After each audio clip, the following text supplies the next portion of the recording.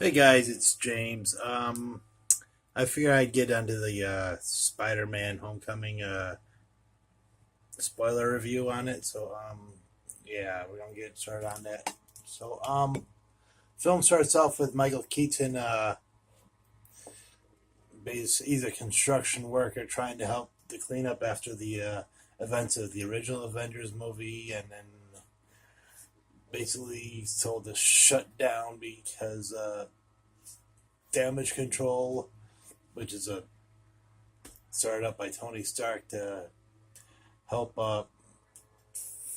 It's basically set up to fix debris and the chaos after the superheroes do whatever they do, and so obviously after the movie Avengers, where the space aliens try to take over the Earth and whatnot, they have a lot to clean up.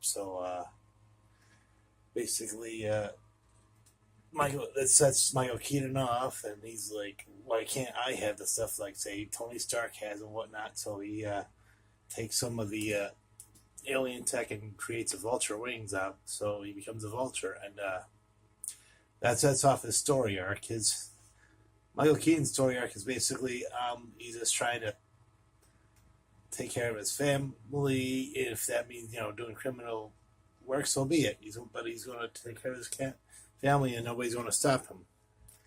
So his Tom Holland, he's Spider Man. His storyline is basically he's just trying to find his place in the Avengers world. And he's trying to prove to Tony Stark he can be an Avenger. But the thing is, he's still a greenhorn. He's still learning. He just got the suit from Tony Stark from Captain America Civil War, and he's still figuring that out. He's still figuring out what he can do, and Tony Stark just telling him to lay low and just don't do anything like drastic or whatever. And he Spider-Man sticks pretty much like low level stuff like bicycle thieves, helping a lady cross the street, stopping a car thief or whatever, and one night, if you've seen the trailers, he comes across the bank robbers that have like advanced tech. So he tries to let Tony Stark know about that, and basically, Tom Holland's story is as hard as he tries to win and to succeed, he's going to lose. Like what happens when he tries to stop the bank robbers is one of the weapons goes off and destroys a neighborhood grocery. And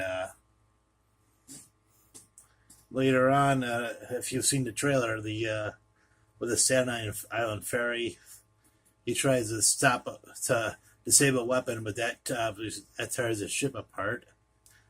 So he has to rely on Tony Stark to save him. Um, Tony Stark isn't in the movie as much as you would think, but that's a good thing. He's just in there for a couple of scenes, like maybe three or four, not too much, because this is the Spider-Man story, not like Captain America: Civil War, where he's a pretty much a big part of it. He's just he gives him the suit, obviously, but he's like gives him advice right now and then. And if you've seen the trailer, his whole thing is you'd almost destroyed the ship. You're still you haven't earned the suit, so I gotta take it back. Meanwhile, part of also Tom Holland's storyline is he's still a high schooler, so it's the movie's kind of a John Hughes type film, so he's trying to work his ways. He doesn't really. He feels like a loser. His friend is a loser, and his friend stumbles upon his secret identity, and he's really dying to tell someone, his secret. But Peter Parker's like, no, don't do it, no. And he has a crush on this girl named Liz, and he's trying to, either doesn't know how to approach her, doesn't know how to, show he's worthy or all that. So it's this it's definitely more of a high school movie than a superhero movie. It's on a personal level more than it is at the superhero level, which is Spider-Man kind of need the story needs. I mean, I like the Raimi movies, but I prefer the Spider-Man to be a street level. He doesn't need to be a guy who's saving New York. He just needs to save just a little tiny part of it. He's the friendly neighborhood Spider-Man, not like the New York City Spider-Man. It, it kind of comes to a head later on with he finds out that Michael Keaton is the father of the girl he has a crush on. So probably the best scene in the whole movie is when Peter, after Peter gets his crush to go to the homecoming, Michael Keaton's the one who's driving him there, and he puts it. There are like little clues that come out, such as they what like they're supposed to go on an academic decathlon, and Peter didn't go to the decathlon, and Spider-Man somehow saved her life, but Peter Parker was on the ground while it happened. So yeah, Michael Keaton kind of puts it together that Peter is Spider-Man, and it's like stay out of my way and all that. Just watching Michael Keaton's face just figure things out, just kind of does it as subtle. It doesn't have to be like you can tell pages of exposition with facial expression more than you can with just saying the words. I find. Um, uh, yeah, but it's Peter Parker straight out of the comics. Every time he tries something, like he's always in over his head. Like I say, the Sandine with Ferry, the bank robbery. His scene that speaks volumes to me happens later on in the movie where he confronts a vulture, and the vulture is like, "Oh, here comes my wings. I'm going to," and he brings a warehouse on top of Peter, and he's just in the rubble. He doesn't know if he really doesn't know if he can make it. He thinks maybe he's really gone way too over his head. He's gone too far. He can't do it, but it's at this point where he realizes he can be just a kid, or it's time to just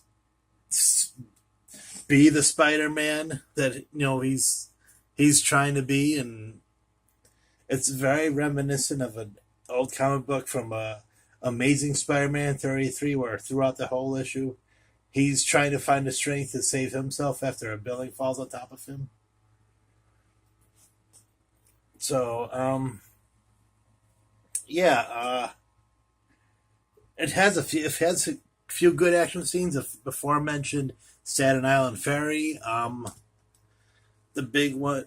I guess you could say the big one, the finale, where Toombs just spends most of the movie. Or that's Michael Keaton. The Vulture spends most of the movie just stealing the alien technology, as Tony Stark is either moving it to a new Avengers headquarters or sending it to damage control. So it's a cargo plane leaves the former Avengers headquarters because they were relocating upstate, and the Vulture's trying to steal a lot of tech from that. While Spider-Man tries to let Tony Stark know, he tries to let Happy know what's going on, but he goes after it. He goes after the Vulture. So yeah, I can't say. But like I said, it's the movie's more about personality, character, who Spider-Man is, who Peter Parker is, can they exist? Um, Marissa Tomei does a great Aunt May. She's not in her 60s, but she is in her 50s, so she's still relatively in the ballpark. And he's Peter's trying to hide his big secret from her until like the very last scene, which is just it's hilarious.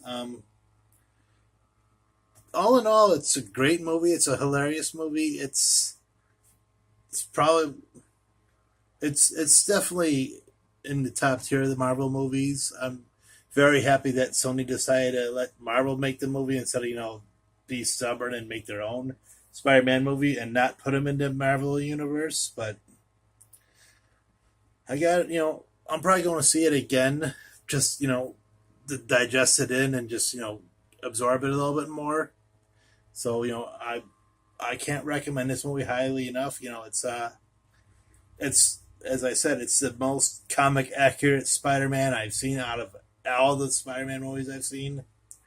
He's just a wisecracking superhero, self-doubting Peter. The Peter who's trying and trying to be a hero, but yet he's always finds he's in over his head whenever he wins a battle or something. There's something that makes him lose.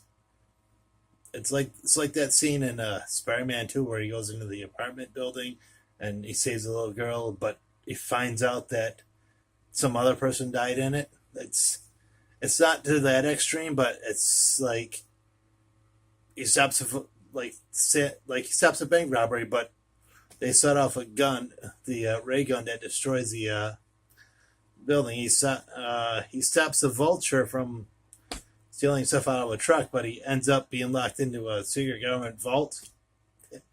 Uh, 10 on the ferry, he stops an arms deal, but like I said, that gun goes off and almost destroys the ferry, which you've seen in the trailers. And even at the end, when the vulture gets captured, his crush has to go to Oregon now to stay away from the trial. So that's always a stickler for me for Spider-Man. Just he's going. No matter how hard he tries to win the good fight, something's going to happen that's going to make him lose. But he keeps on fighting, he keeps going forward. So yeah, and I gotta say, Tom Holland's probably the best Spidey that I've seen. So yeah, that's my spoiler slash ramble, slash mumble of Spider-Man: Homecoming. So thank you guys for listening. I hope you might have enjoyed it, or without saying, what's he talking about? So I'll see you later, I guess.